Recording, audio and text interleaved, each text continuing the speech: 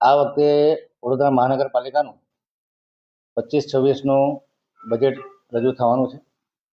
ગયા વર્ષે જે બજેટ રજૂ કર્યું એનું ડ્રાફ્ટ બજેટ, રિવાઇઝ બજેટ અને 25-26નું ડ્રાફ્ટ બજેટ આ બંને સ્ટેન્ડિંગ કમિટીમાં આવનારા 3-4 દિવસમાં રજૂ થશે.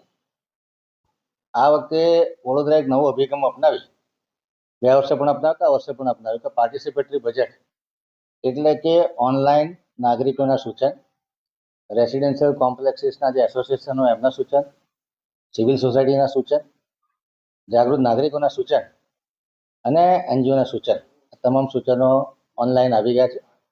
તમામનો સમાવેશ થાય. અમુક સૂચનો એવા હોય કે જે કામ કરવા યોગ્ય હોય, અમુક સૂચનો એવા હોય કે જે ઓલરેડી બજેટમાં લીધેલા હોય, અમુક સૂચનો એવા હોય કે જે ઇમ્પ્રેક્ટિકલ ના થાય હોય એવા, એટલે એને સેગ્રીગેટ કરી એને પ્રકારના સૂચનો સમાવેશ કર્યો છે.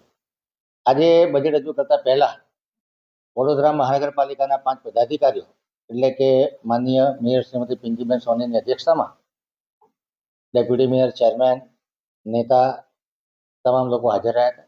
તમામ ધારાસભ્યો અને મેમ્બર ઓફ પાર્લામેન્ટને પણ સૂચિત કરવામાં આવ્યા હતા, જેમાં સાંસદ શ્રી હેમાંગભાઈ જોશી અને ધારાસભ્ય શ્રી યોગેશભાઈ, શ્રી કેવુરભાઈ અને ચૈતન્યભાઈ દેસાઈ